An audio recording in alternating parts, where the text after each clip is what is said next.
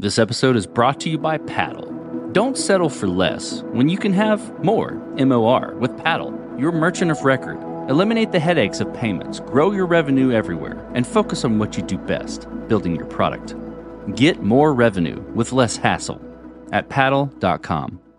Guys, I've got something cool to tell you about. As an engineering leader, a manager, and an engineer myself, I'm geeking out over a new product I'm just discovering that helps me with each of these points of view.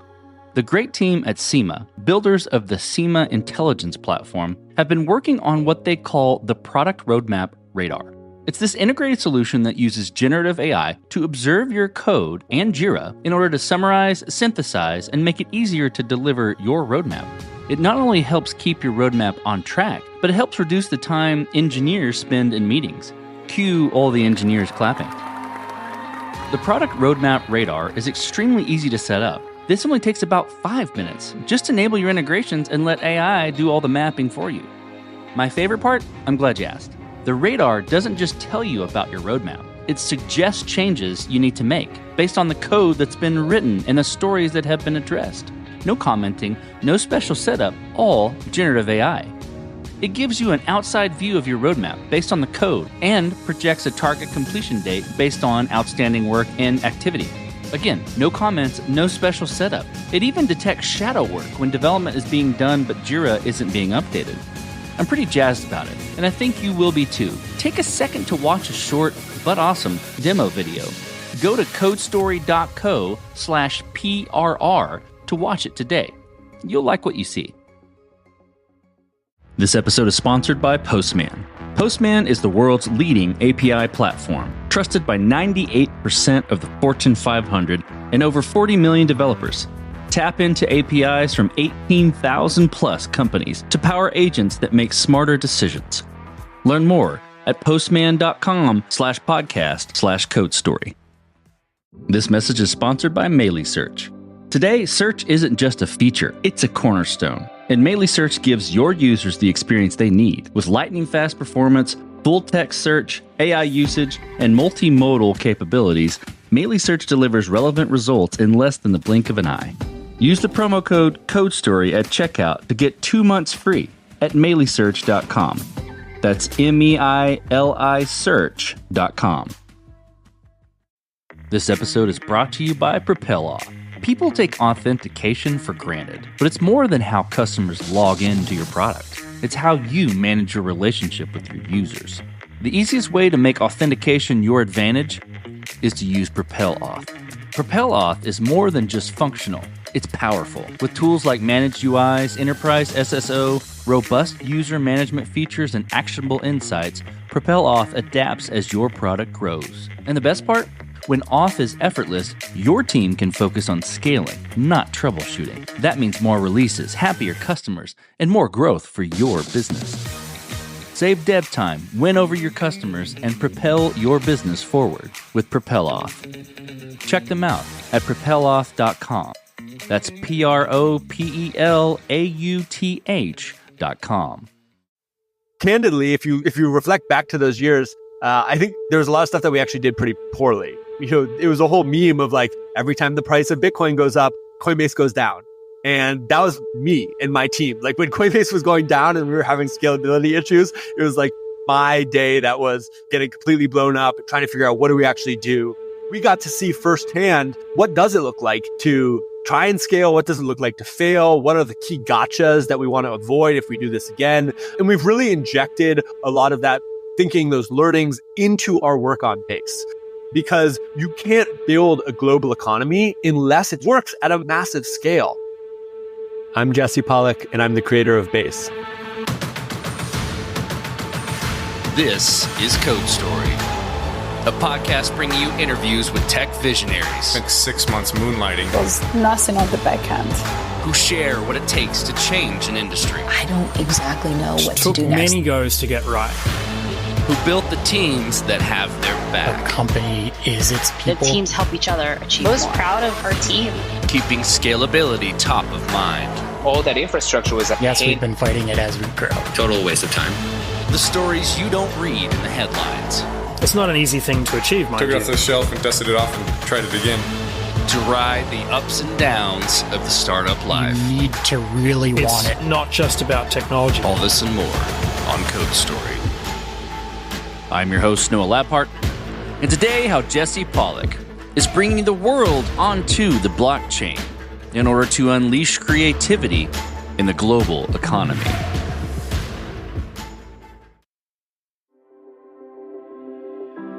Jesse Pollak grew up in Washington, D.C., attending a Quaker school through graduating high school. He played competitive soccer, which was a huge part of his life, and eventually he moved to SoCal, Southern California, to attend school at Berkley. He got the bug to start a company and only lasted 2 years at school before he ventured out on his own. Eventually, his company got acquired by Coinbase, which opened up a whole new world for him. Outside of tech, he's married with a 4-month-old boy. He doesn't drink caffeine, but daily enjoys a decaf cappuccino. In December 2021, Jesse and his team were wandering in the desert for a while, trying to figure out what was next on-chain. After considering what AWS and Heroic was for Web 2.0, they figured out that in order to go build the apps that companies like Coinbase had, they needed a foundational layer in the ecosystem to fuel that development. This is the creation story of Base.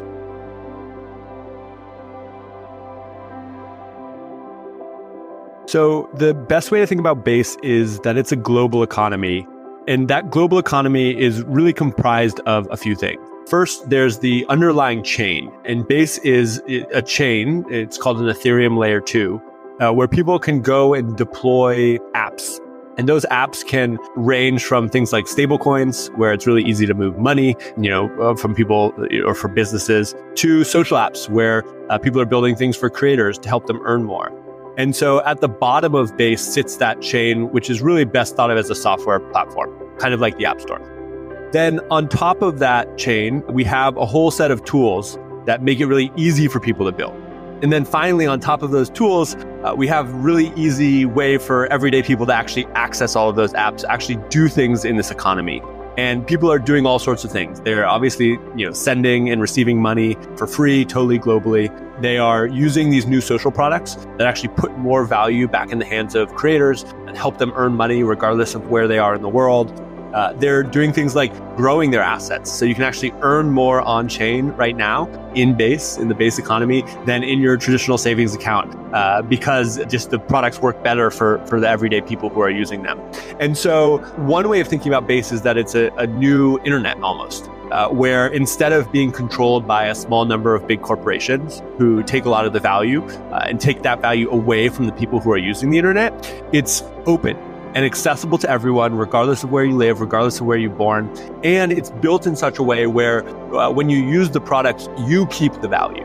And you get to benefit from all this incredible innovation that has happened over the last 20 years in the internet, but has been mostly kind of routed from a value perspective back to a small number of big corporations. And so we're super excited about the progress we've made. Base has only been around for a little bit less than 2 years, but already there's millions of people, tens of thousands, almost hundreds of thousands of developers who are plugging in to use this new economy to help build better businesses, have a happier family, do cool things that really didn't think were possible before. Okay, so tell me about the MVP for Base. So that first version of Base that you created, how long did it take to build, and what sort of tools were you using to bring it to life? I had spent previously 5 years at Coinbase. I was an engineer when I joined, and then I pretty quickly took on managing a small team and then grew that team. And I was responsible for all of the consumer products at Coinbase. Coinbase Pro, Coinbase Wallet. Pretty much if you've ever used Coinbase before and you're listening to this, I worked on those products and my teams worked on those products. After about 5 years of doing that, I loved the product, I loved the team, but I was a founder before and I knew I wanted to go start something again. And so I took a little bit of a step back from that role and I thought I was going to leave the company.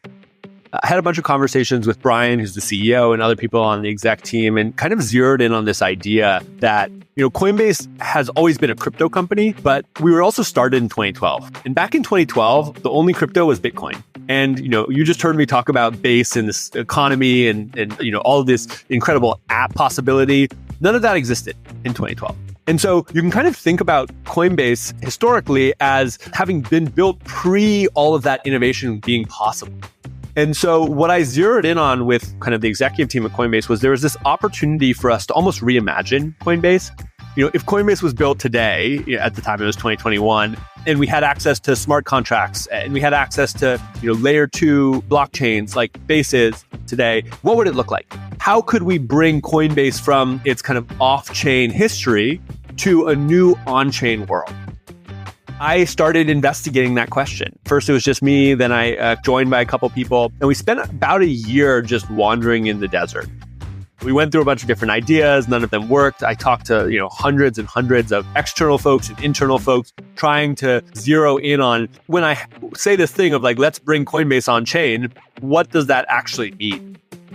As we went through that process, the thing that kept coming up again and again was that if we wanted to build kind of the products that Coinbase has offered, and we wanted to build them in this new way, the first thing we needed to do was actually have a platform where we could build those products. And one way of thinking about this is like way harder to build new software if you have to, every single time you get started, go and get a data center and like set up your own boxes. And so what emerged in the Web 2 world was AWS and Heroic and all these tools that were a platform that made it really easy for people to build new apps. In this new on-chain world, that platform didn't really exist, and it definitely didn't exist in a way that was scalable and secure and usable enough for a business at the kind of scale of Coinbase. And so after about a year of trying to build those products, we took a step back and said, okay, what we've learned from this is maybe we need to go and build that platform first. And so that's exactly what we did. We knew that Ethereum was already the most decentralized and scalable underlying platform, but that it had these really high costs for actually using it. But the developer environment, this thing called the EVM, which is the Ethereum virtual machine, you can kind of think about it like any virtual machine where you can write code into it. There's a language called Solidity that makes it easy to write code into the Ethereum virtual machine. We knew that was really powerful. And we knew that Ethereum had zeroed in on this idea of scaling through these things called layer 2s, which you can kind of think about as like carpool lanes for Ethereum. You can batch a lot of transactions together and submit them to Ethereum, and that makes them much cheaper for the end user. That kind of thesis of we need a platform, Ethereum is the place to build it. There's this kind of tooling around Solidity and EVM and layer 2s that we can put together and use our expertise at building for scale to make it work really well for us. And then if we're going to make it work really well for us, we can also make it work really well for the world. And so that was this kind of idea, insight that we had in December 2021. We then launched the first version of Base in February, just a test net, which is kind of like, developer environment where there's not real money, but anyone can build. And then we launched the main net, which is kind of the real money version of it in August. And now here we are a couple years later, with almost $14-15 billion built onto our platform and millions of people using it on a regular basis. The really cool thing about crypto and on-chain and this new way of building is that everything's open source.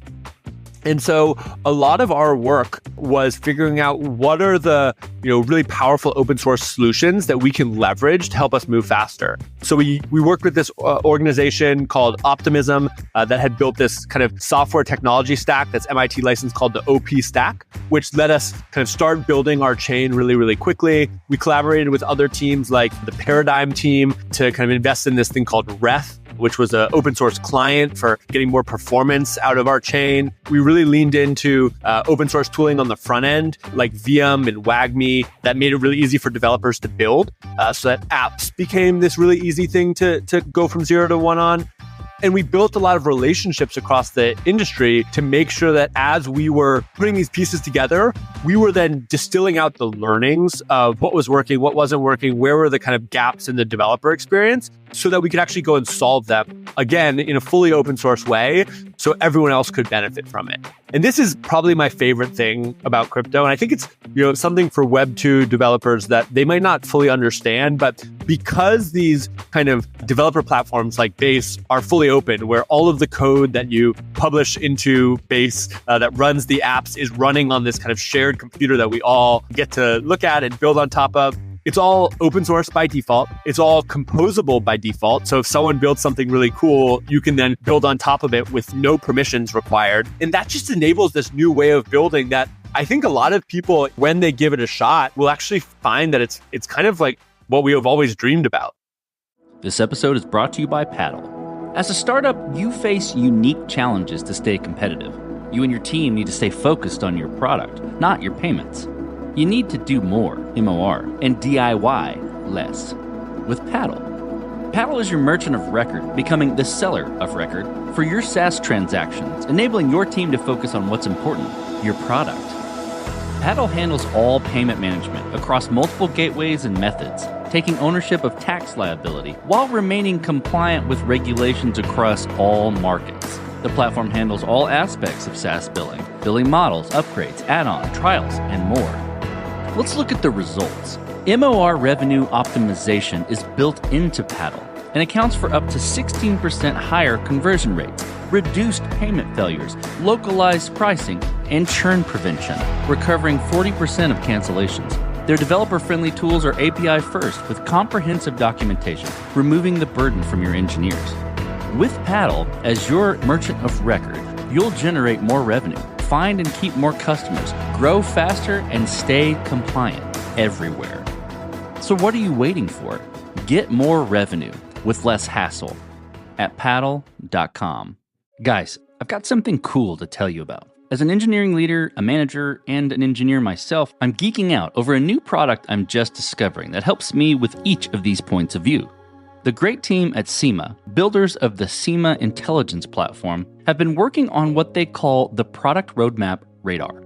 It's this integrated solution that uses generative AI to observe your code and Jira in order to summarize, synthesize, and make it easier to deliver your roadmap. It not only helps keep your roadmap on track, but it helps reduce the time engineers spend in meetings. Cue all the engineers clapping. The Product Roadmap Radar is extremely easy to set up. This only takes about 5 minutes. Just enable your integrations and let AI do all the mapping for you. My favorite part? I'm glad you asked. The radar doesn't just tell you about your roadmap. It suggests changes you need to make based on the code that's been written and the stories that have been addressed. No commenting, no special setup, all generative AI.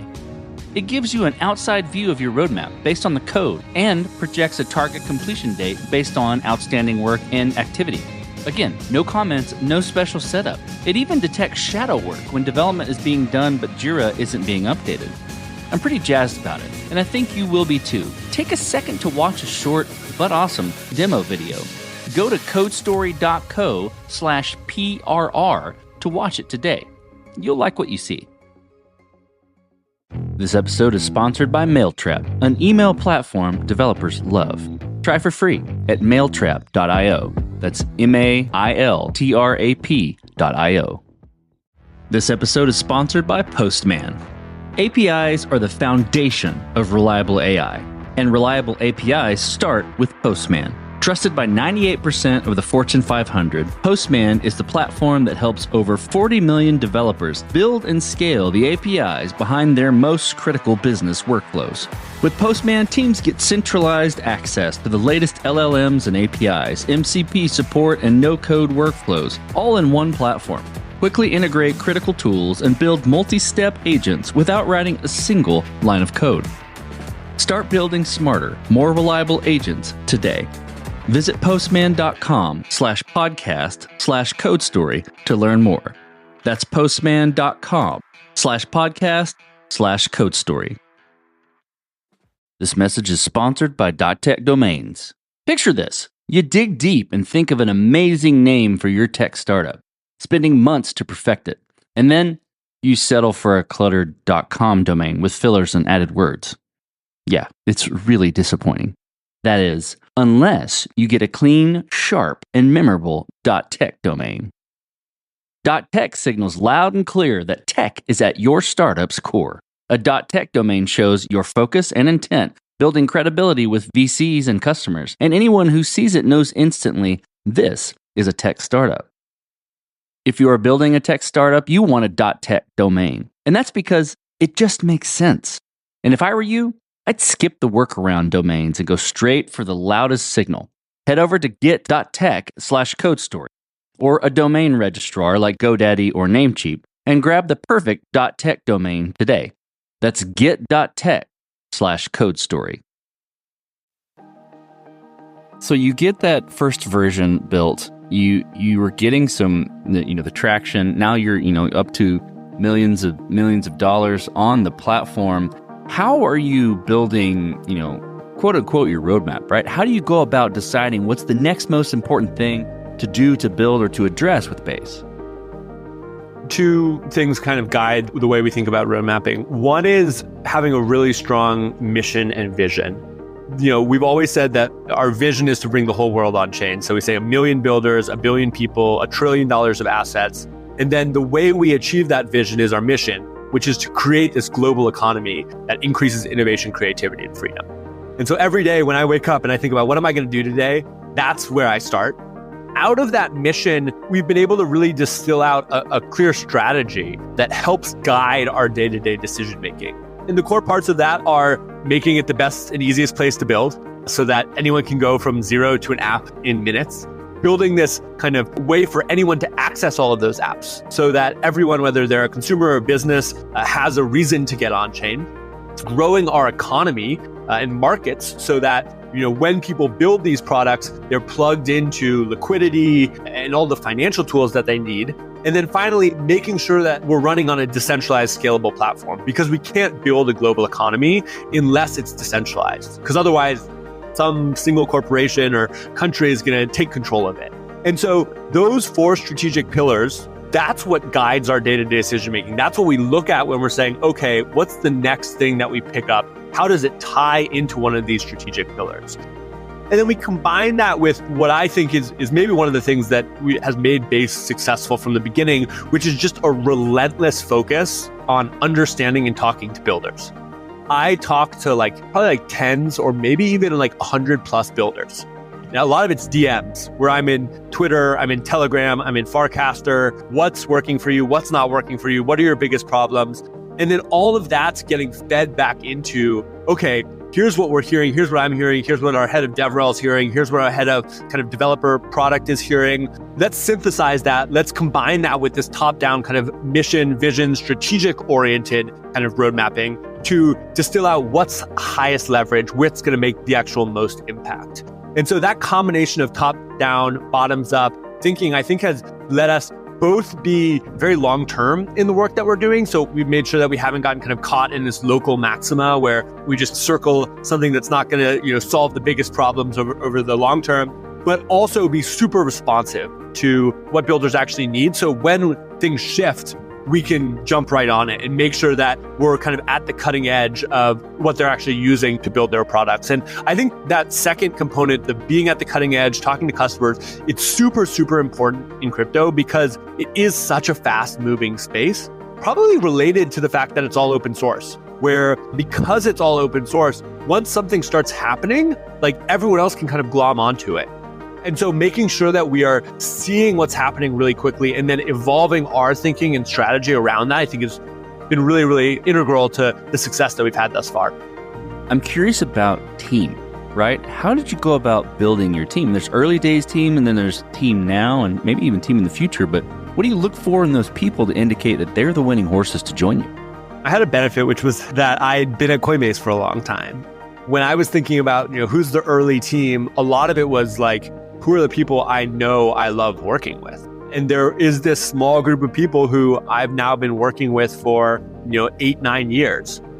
Those were the people who were there at the beginning of Base. The person who I call and think about as the CTO of Base, this guy, Michael, he joined a month before me at Coinbase. He's always been my kind of technical counterpart. I was more the kind of managerial counterpart, but both of us were engineers and we both loved getting into the weeds on technical decision making. And so he really built the first version of Base. A few other people around him, also who I'd worked with for a long time.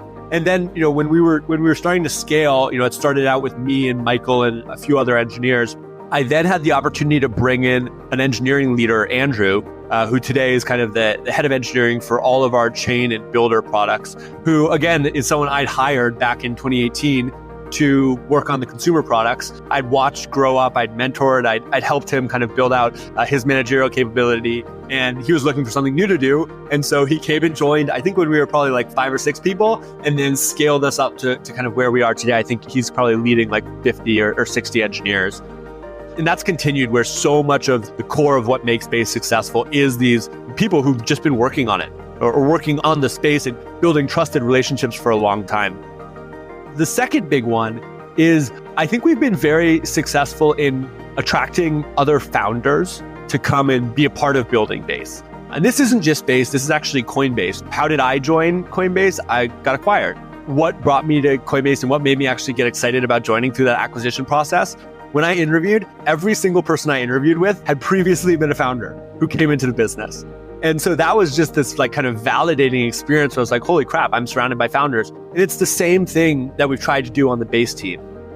We've done this by making that a component of our interview process where we're really asking people, what have you invented before? What's your experience being a founder? But then we've also really leaned into both acquisitions and acqui-hires, where I think in the last 9 months, we've done maybe 6 acquisitions. Most of them were just talent acquisition, where we found great teams in a subject matter that was really important to us, and we brought them in. And that both gave us kind of more technical expertise in the subject matter, but it also injected kind of more of this entrepreneurial founder energy.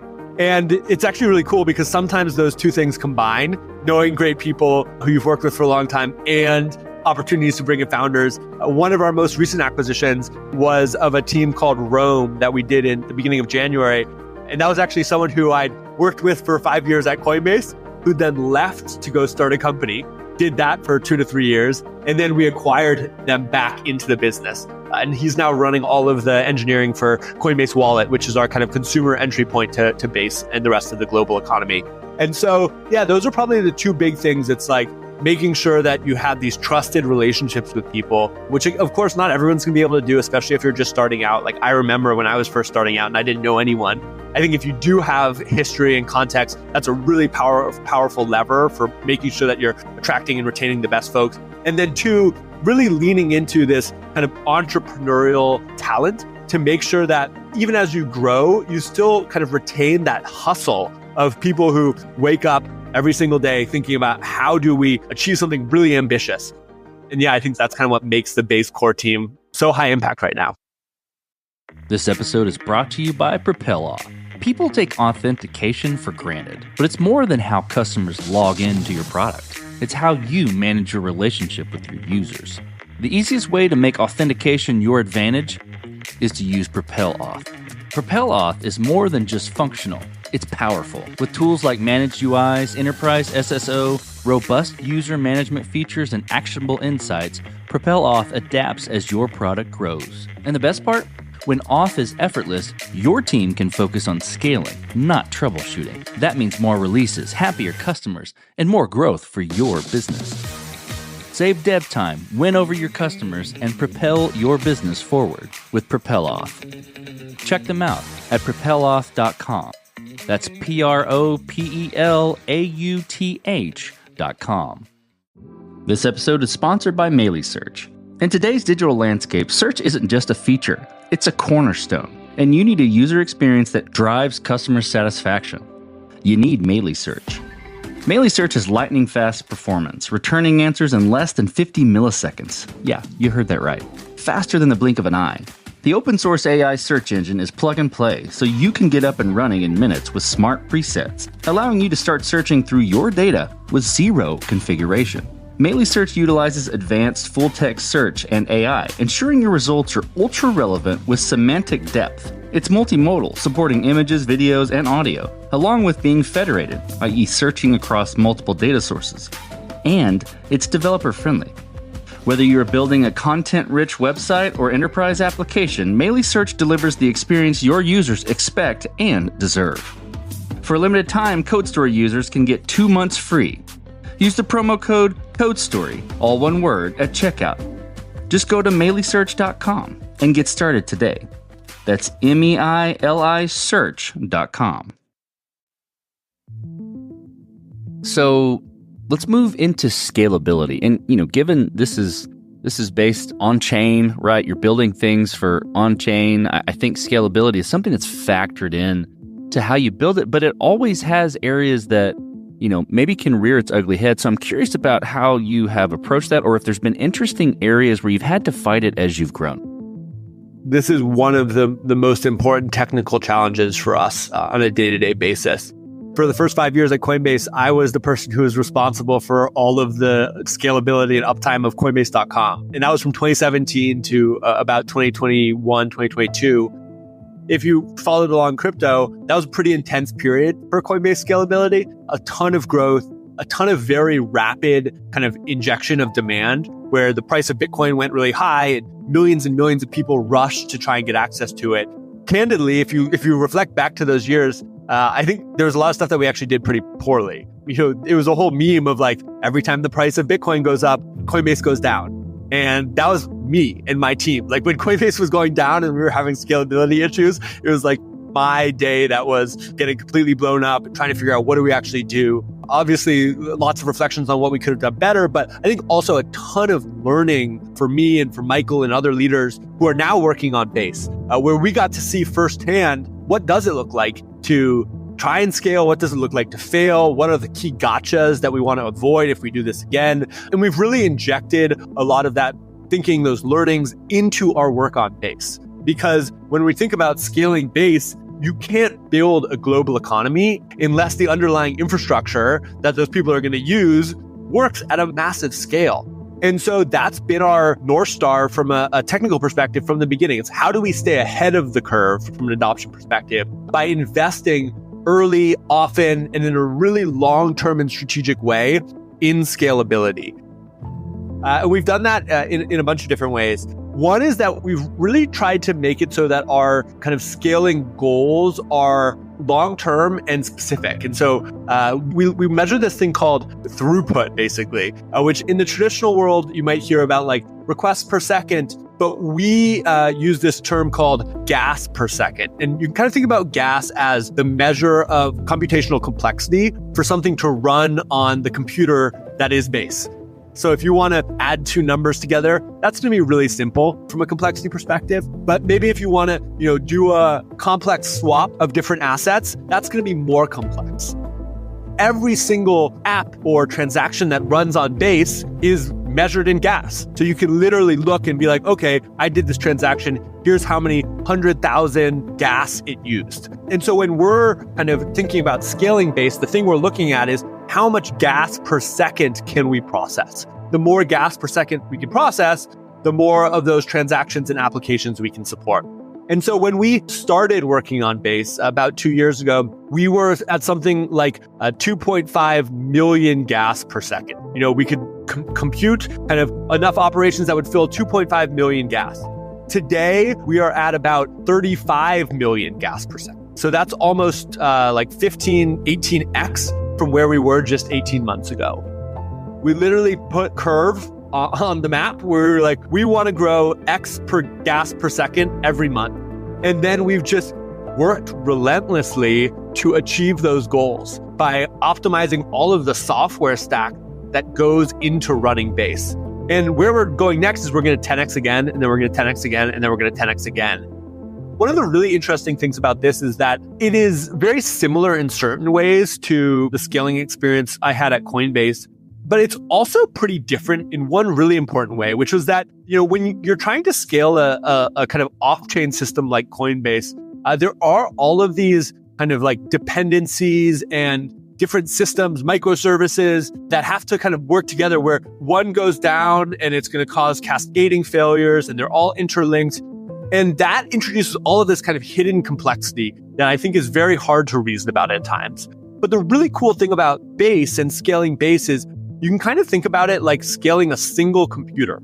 Like literally it is a virtual machine and there's a bunch of kind of systems that plug into that virtual machine. But if we can scale that virtual machine, then everything else that's built on that virtual machine will get those scalability benefits. And so that gives us this like laser focus in terms of where we invest our resources and the kind of environment that we can kind of contain the challenge in as we're scaling. And so we literally today have like benchmarking software where we can run the base virtual machine across a bunch of different, scalability guardrails and metrics and, configurations and be like, what's working, what's not working. And it's almost like it's laboratory where we get to really zero in on making this one global computer work really, really well, which then unlocks all the scalability for everyone else.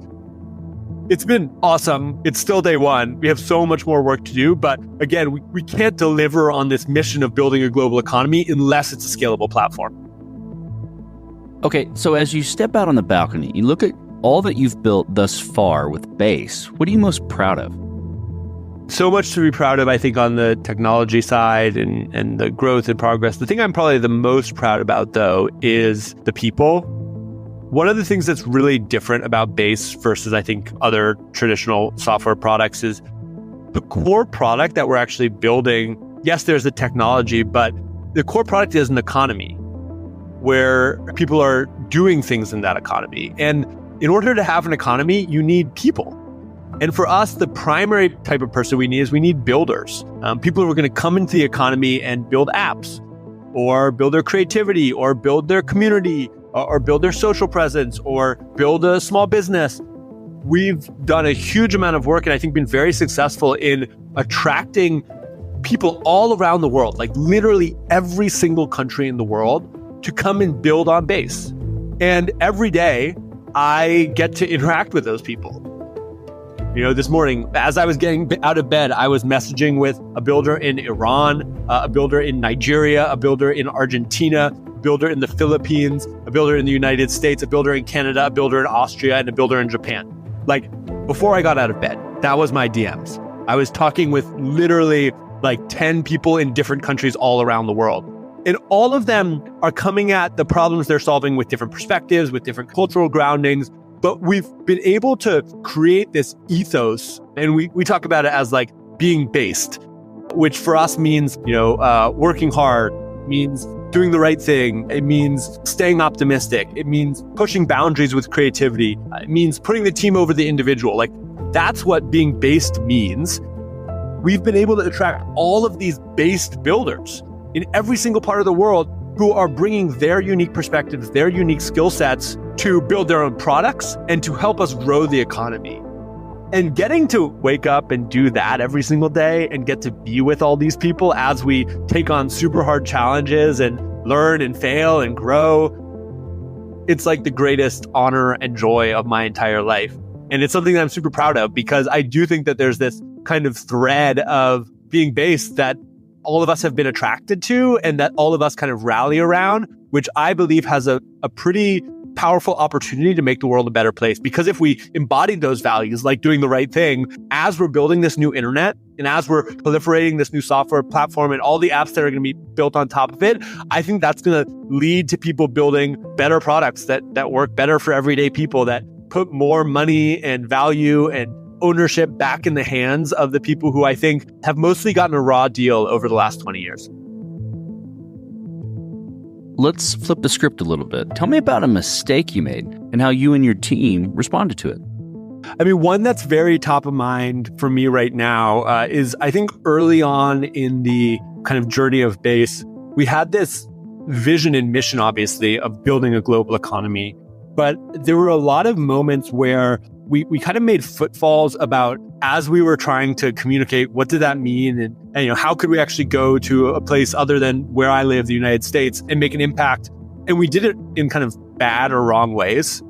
And the place where that came from, I think, was obviously we had good intentions, but I think it's very hard to reason about and understand what do folks in a totally different country need to hear, and what are the tools that they need in order to be successful, and what are the cultural kind of markers that are going to help them feel welcome and included, unless you actually are in that country. Me sitting in California being like, oh yeah, I know the answer to like how to serve builders in Pakistan or in Nigeria. I think we got a little bit out ahead of ourselves on trying to do that. And that led to basically mistakes in just like how we were actually able to serve those builders. And what we did about that was kind of starting at the beginning of this year, we really shifted our approach where, we've now in the last 6 months, we've actually hired kind of like 15 different leaders in different countries all around the world, and then kind of empowered them as the decision makers for how do we take these tools and make them really useful and relevant to folks in the countries that they live in. And that's just already started to leading to such better results because they get it. They know they're there. Like that's their country. If we're building a global economy, we're not going to get there by copying and pasting my Americanized view of what that means everywhere in the world. No, we're going to get there by welcoming in leaders from every country in the world and saying, hey, you tell us what you think this platform should look like. And then we'll do everything we can to make that possible. That kind of decentralized way to do this, way to build this, that's been a huge learning for us. And I think it's been a much more successful, obviously still very early in the grand scheme of things, but already leading to better results than the previous kind of like, we can figure it out ourselves. Let's switch to you, Jesse. Who influences the way that you work? Name a person or many persons or something you look up to and why. Well, the first person I really look up to is Brian Armstrong, who's the CEO of Coinbase. I get to work pretty closely with him. He manages me. We do our regular one-on-ones, and I've now been working with him for 8 years. And he's also a builder. Like he's an engineer originally, and in every kind of strategic lens is always building that builder mindset. But he's also just one of the most kind of calm, cool, collected, strategic people I've ever met. Watching how he's navigated the ups and downs of building this business and navigating the markets and being out front on, I think, a bunch of really kind of scary cultural trends. And the way he's done it with just like patience and calmness, it has been a real like inspiration for me about building my ability to kind of bring that same peace and that same long-term calm approach to everything that I do. And so that's been one, I'd say, really, really big one. Another one is the creator of Ethereum, this guy Vitalik Buterin. Again, I'd say he brings a level of calmness and long-term perspective that I really look up to. And I think his clarity of thought, he's someone who can both operate at the incredibly high strategic level and then also get into like the absolute technical weeds of like designing a new VM for Ethereum and be writing research on it. And the range there of like being able to range from setting strategic roadmap on like a 4-year horizon that spans across all of these different domains to being able to solve the like hardest technical problem that the kind of community is facing today. That's really inspiring. And it's something that I try and do my best at it because I do think it's really valuable to have leaders who can both be strategic and both be highly technical. Jesse, last question. So you're getting on a plane and you're sitting next to a young entrepreneur who's built the next big thing. They're jazzed about it. They can't wait to show it off to the world and can't wait to show it off to you right there on the plane. What advice do you give that person, having gone down this road a bit several times? If you have a demo, like show it. There's nothing more compelling than just having a live demo, even if it's janky, even if there's something that is broken. Being able to just whip something out and be like, here's what I built is so much more, I think, compelling and is going to draw someone like me in way more than showing a deck or talking about the problem. Those things are important as well, but having the real product in your hands and being like, oh, I can actually see what you're talking about and try it. I'd say like that's the like best place to start. And then I'd say that the second thing I'd share is like figuring out how you can frame whatever problem you're trying to solve in a way that whoever you're talking to can understand easily. I think is really, really important. And the way you build that is by going and talking to a lot of customers. That's the only way. There's no ifs, ands, or buts, no shortcuts. The way you can message what your product is, and I think build a great product, is by trying and failing and trying and failing and trying and failing until you finally feel like you can actually do it. And so don't be afraid to whip it out and like whip out your product and show it to someone on the plane next to you. Don't be afraid to show it to your friends and family. Don't be afraid to show it to a stranger on the street. The more reps you get at doing that, the more likely you are to be able to build a great product and be able to communicate that product in a way that everyone else can understand. Well, that's fantastic advice. Well, Jesse, thank you for being on the show today, and thank you for telling the creation story of Base. Thanks for having me. This is awesome. And this concludes another chapter of Code Story.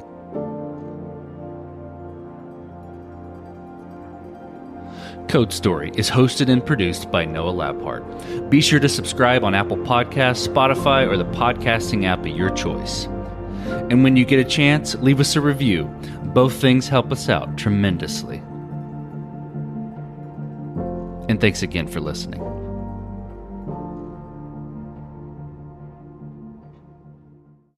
Running a business can be exhausting. Building your website shouldn't be. With Wix, you can express your ideas, give direction, then leave the heavy lifting to AI. From site creation to branded content and images. Have fun with the details. Customize what you want the way you want. And manage your whole business from a centralized dashboard with expert AI tools. Build, scale, and enjoy the incredible results. You can do it all yourself on Wix.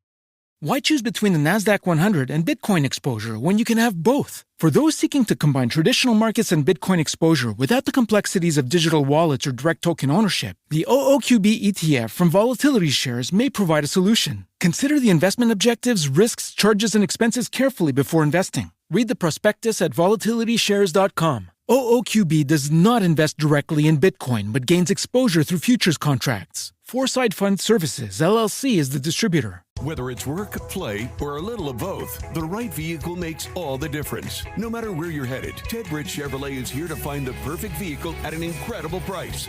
Lease a new 2025 Equinox EV for just $149 a month, or save over $11,000 off MSRP on a new 2025 Silverado 1500.